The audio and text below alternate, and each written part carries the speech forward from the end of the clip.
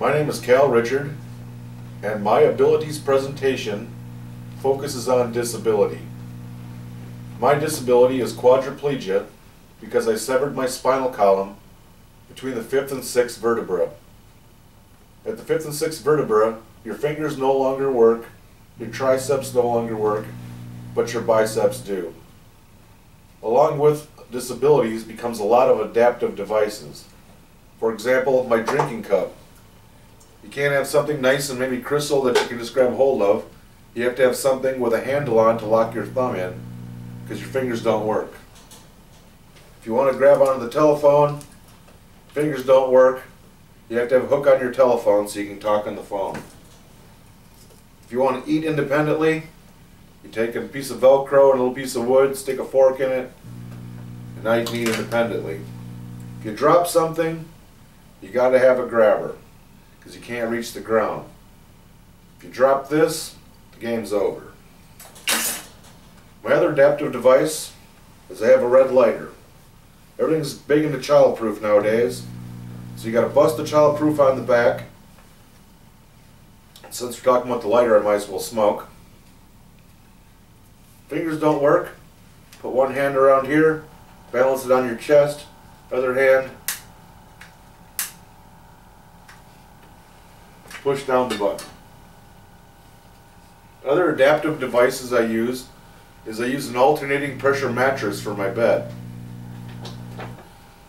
Before I had this alternating pressure mattress, I had the bed below it, and it's a static pressure, and I always had to have somebody turn me every 4 hours so I wouldn't get bed sores. It's hard to live independently when you have somebody helping you turn every 4 hours. To get in and out of my chair, I use this sling hoist above my bed. What that does is it runs on a track and it picks you up, and you can move pretty easily. It doesn't have to have a Superman to move you. Beforehand, I always had to have something similar to a cherry picker for a car, and it took 2 people to run it. So I mean, you have one disabled person and you got to have 2 people taking care of them. Well, I broke my neck in 1989 in a 1-car accident, and I was med-flighted to UW-Madison, and that's where I learned how to start becoming disabled. Like when I first left and they ordered me a wheelchair and they asked me what I wanted, I had no clue what I wanted because I never used one before. So after I got my first chair and we was loaded up going home, I didn't know anything about riding a wheelchair, and I didn't know they could tip over backwards. So when we were going up a hill, I just tipped right over backwards. My legs flopped over my shoulders and had to be set back up.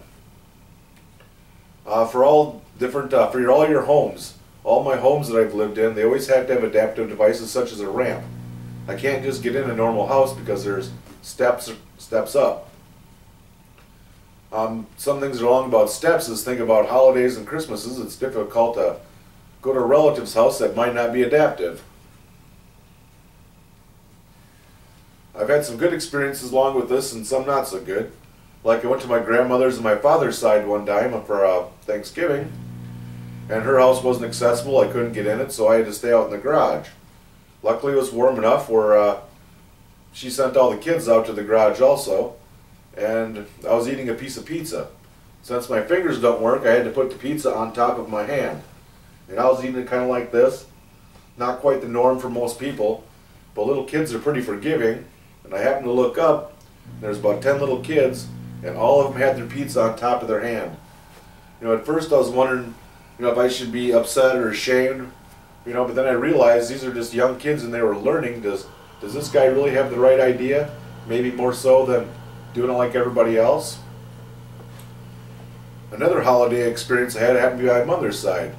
They lived above an old bar out in the country, and they had about 4 steps going into her house. This was Christmas time, and everybody was going in for Christmas except for there was no way to get me in.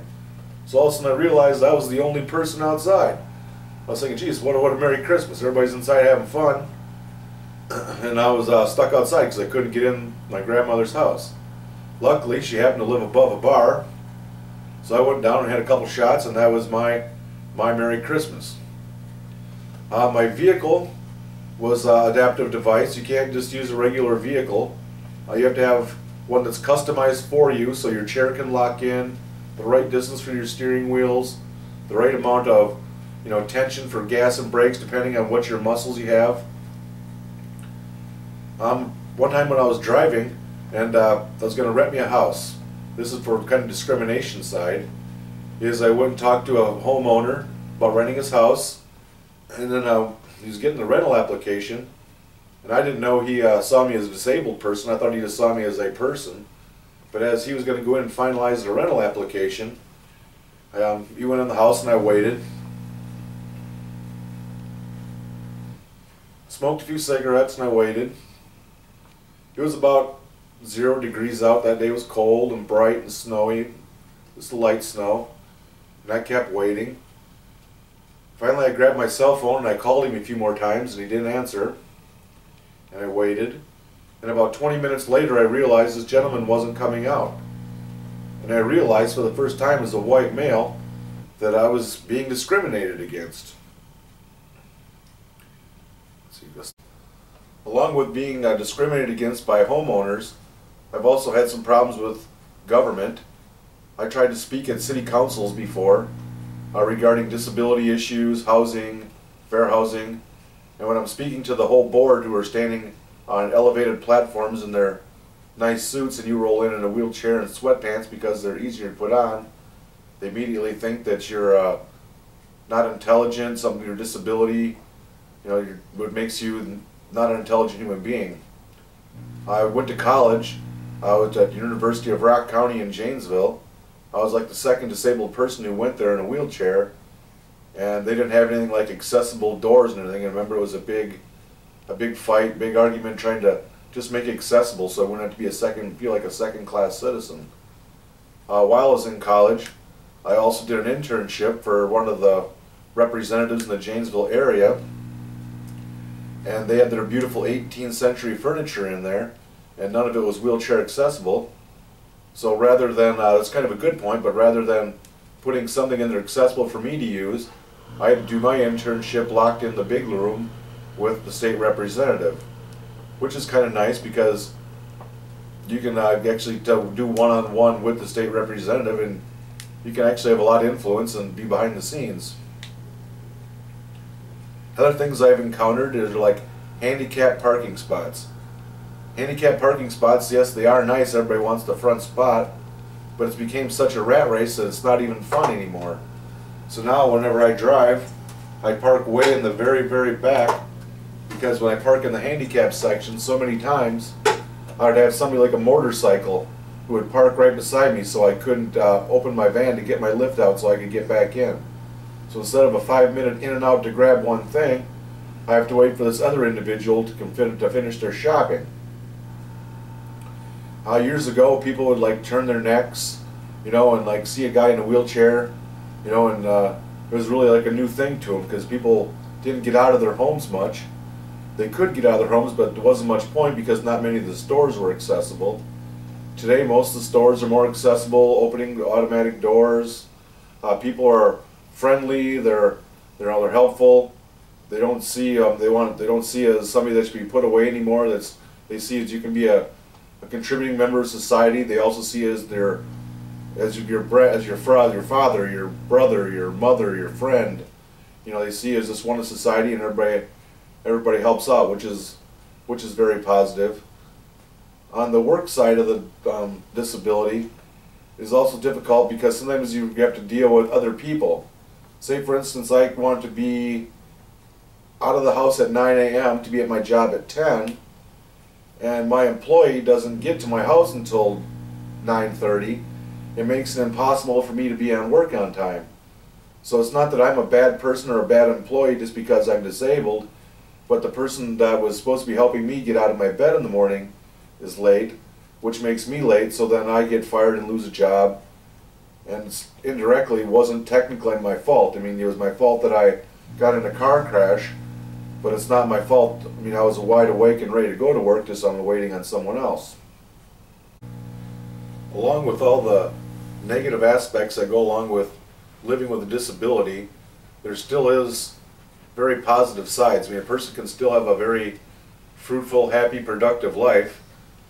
What I've discovered is working for myself sometimes works out better than going to the 9 to 5s because of some of the hassles that I have of getting there on time, whether it's because of your disability, your helper's not showing up. I also said earlier that if you lost your grabber, that the game was over, you couldn't pick nothing up.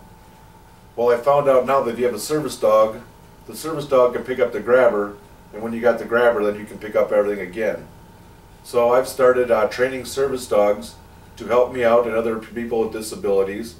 The service dogs will help you in personal protection, since without your finger movement, it's hard maybe to have self-defense weapons such as a gun. And they'll also do stuff for you like grab your phone in case you have your phone beside you at night and it drops on the floor and now you're stuck and your attendant wasn't going to come until you call them. This way the dog can pick up the phone, hand it back to you, and then you can call your attendant and life's good again. Well, this is my presentation. I hope this helped. Once again, my name is Ritschard, and thank you very much.